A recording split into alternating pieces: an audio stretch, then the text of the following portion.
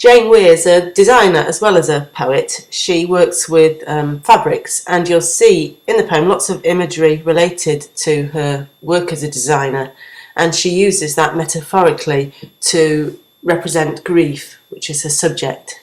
The grief of a mother who's lost her son in a conflict. So Jane Weir was trying to express this emotion in a really fresh way. She wanted to avoid cliches or any sense of cheesiness. She explains all of this on a YouTube video that you can look up, and she also reads the poem, and that's the reading that we're going to hear now. 3 days before Armistice Sunday, and poppies had already been placed on individual war graves. Before you left, I pinned one onto your lapel, crimped petals, spasms of paper red disrupting a blockade of yellow bias binding around your blazer. Sellotape bandaged around my hand, I rounded up as many white cat hairs as I could, smoothed down your shirt's upturned collar, stilled the softening of my face. I wanted to graze my nose across the tip of your nose, play at being Eskimos like we did when you were little. I resisted the impulse to run my fingers through the gelled blackthorns of your hair. All my words flattened, rolled, turned into felt, slowly melting. I was brave as I walked with you to the front door. Through it opened the world overflowing like a treasure chest. A split second and you were away, intoxicated. After you'd gone, I went into your bedroom, released a songbird from its cage. Later, a single dove flew from the pear tree, and this is where it has led me, skirting the churchyard walls, my stomach busy making tucks, darts, pleats, hatless without a winter coat or reinforcement of scarf, gloves. On reaching the top of the hill, I traced the inscriptions on the war memorial, leaned against it like a wishbone. The dove pulled freely against the sky, an ornamental stitch. I listened, hoping to hear your playground voice catching on the wind.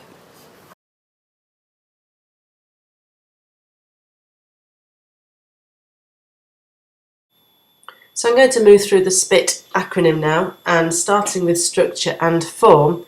This is a poem that looks reasonably regular. There are 4 stanzas, the first and the last are shorter, 6 lines long, but actually it's not terribly regular. There's lots of enjambment in there, full stops in the middle of lines. The poem doesn't flow, and it's not supposed to, because the speaker is trying to make sense of her experience. It has a spontaneous feel, this poem, like these are the real lived feelings of a woman as she grapples with her grief.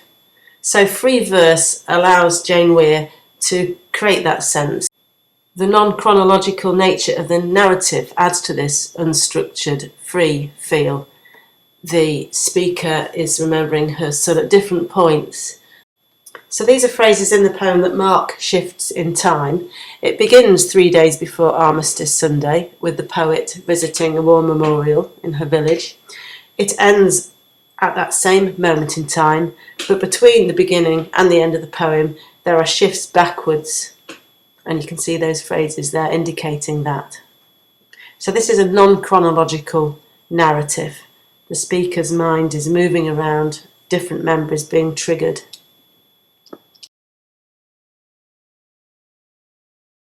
So we're hearing the voice of a grieving mother in this poem, one who's talking directly to her son. She uses the words you, your, all the way through the poem. At no moment does she name her emotions. She doesn't describe the way she feels directly. Instead, she gives us a series of images, and images are clearly open to interpretation, which is one of the things that makes this a particularly challenging poem, but also really evocative. It has an almost cinematic quality. It's like a film, and we have to read into the pictures that we see. And be aware that the interpretation I'm about to offer is not the same as others that I've read, and it might not be the same as yours. We're not told directly, for example, that the boy has been killed in action. I just interpret the images that way.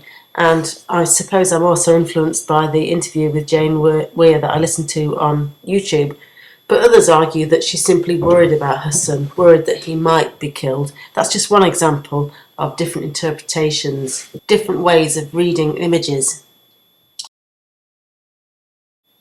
So the opening stanza introduces the theme of remembrance. It's 3 days before Armistice Sunday.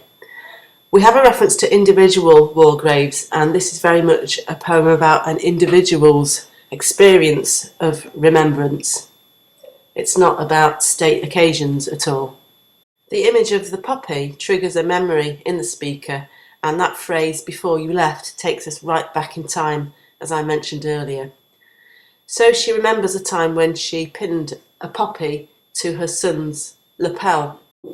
Even that image, actually, of her son leaving and her pinning the poppy to his lapel, even that's been interpreted at least two ways, because some people read this as the son going off to join the conflict.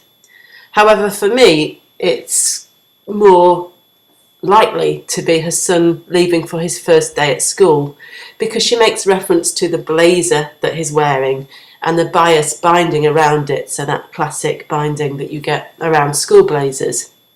There's evidence in the next stanza too that this is a boy she's talking about rather than a young man, but we'll come to that in a second. So for me, she's saying goodbye to her son as he goes off, takes that huge step of starting school. The imagery is important here too, because you've got two strands. There are words that we associate with conflict. The yellow bias running around the blazer is described as a blockade, clearly a military reference. Spasms connotes pain, and the verb disrupting suggests a disturbance to the usual order of things. The alliterated p and b sound in this opening stanza is also harsh, creates a sharp tone. But we also have vocabulary associated with the everyday domestic worlds of clothes, textile, materials, and they're highlighted in yellow here. So it's as if the two worlds have collided in this poem. It's as if a world of conflict and pain and loss has suddenly exploded into this woman's life, and it colours everything that she sees. Everything is different now. Everything is tainted. This stanza develops the idea of mother saying goodbye to son in a really beautiful way, and we see the mother's love through a series of intimate images. She clearly wants him to look good for his first day at school, if that's what this is, and she has sellotape bandaged round her hand, and she cleverly uses that to pick off the cat hairs from his blazer. He's clearly been cuddling the family cat.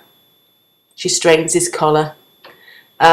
She's trying to hold herself together though. We see that through steeled, the softening of my face. So she's trying to present a steely exterior, and we can infer from this that her son doesn't want to see his mum being emotional and soft and silly. Her impulse is to give him an Eskimo kiss, and you see what they look like in the image I've used there. But she resists that impulse because he doesn't want it. She also wants to put her fingers through his hair, his gelled blackthorns of hair. That image of blackthorns, perhaps suggesting her son's rather prickly attitude. Perhaps he wants his mum to stop fiddling with his uniform and just to let him get on with exploring the world outside. Notice the soft sibilance in this stanza as the speaker explores the past, a time when she had her son safe and with her, and a time when she could just love him. Steeled the softening, graze my nose are examples of that, contrasting with the previous stanza, those hard does and puz. But the mood changes suddenly at the end of the stanza. All my words flattened, rolled, turned into felt. That series of three verbs there, all creating a heaviness because we have stressed syllables beginning each of those words. Flattened, rolled, turned into felt. So she's expressing a heaviness and also an inability to express with words what she feels. That inability to express is compounded by the enjambment here, because the sentence isn't completed until we begin the next stanza. So there's a yawning gap in the middle of the sentence. So the idea is completed with the phrase slowly melting.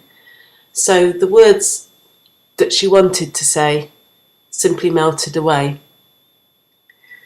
She then recalls being brave, saying goodbye to her son, and the imagery becomes again very positive, because she acknowledges that this is an exciting time for the boy. The world is overflowing like a treasure chest, and you get in that image this sense of huge potential, this sense that the child wants to go out and seize the day. He's intoxicated with the joy of that idea. But of course, this is a poem about remembrance, we know that. So it's at the same time painful and reminds us of the sheer waste of war. Next comes the first of three images relating to birds, and the speaker says that after her son left and she'd managed to contain all of that emotion, she went into his bedroom and released a songbird from its cage.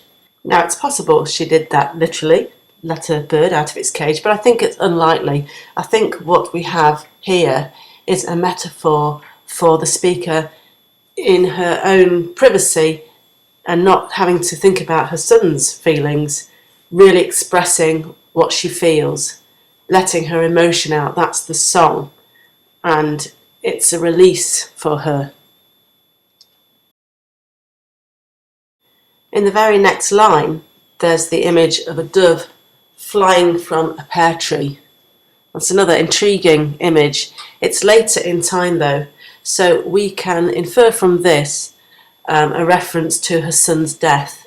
And for me, the pear tree suggests life in all its potential. We looked at that earlier, didn't we? The riches of life earlier in the poem compared to a treasure chest. Her son, symbolised by the dove, has now flown from that life. And this is where that catastrophic event has led her, to the churchyard. She's skirting the walls. That image suggesting her separation, really, from community. She's not within the church. She's not part of anything. It's a solitary figure that she cuts. She's not dressed for the cold, suggesting her vulnerability. She's without hat, gloves, scarf, or coat. So she's exposed to the elements, perhaps as if she simply doesn't care about herself or her comfort. She describes her stomach as busy making tucks, darts, pleats.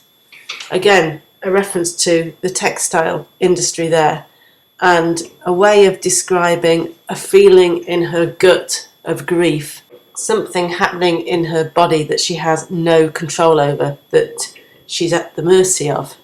Very painful feeling. This is the final stanza of the poem, and the speaker describes reaching her destination, which is the war memorial. She leaned against it like a wishbone. If you can just visualise that, it's a really devastating image. It's so sorrowful. Just imagine this woman thinking about her son and leaning her forehead against this memorial. The image of the wishbone also connotes a deep longing. Thoughts full of her son, she returns to the image of a dove and imagines it, or perhaps even sees one, pulling freely against the sky. So we've got the son's freedom in death, possibly, contrasting with her imprisonment in life. She's leaning heavily against this memorial, weighed down with sorrow. With another reference to needlework, ordinary life that she had before conflict exploded into it, she likens the dove to an ornamental stitch. So that emphasises its distance from her, its tininess in the sky. It offers precious little by way of consolation, because what she really wants is the reality of her son, that boy again who went off to school. She wants to hear, as the poem ends, his playground voice catching on the wind.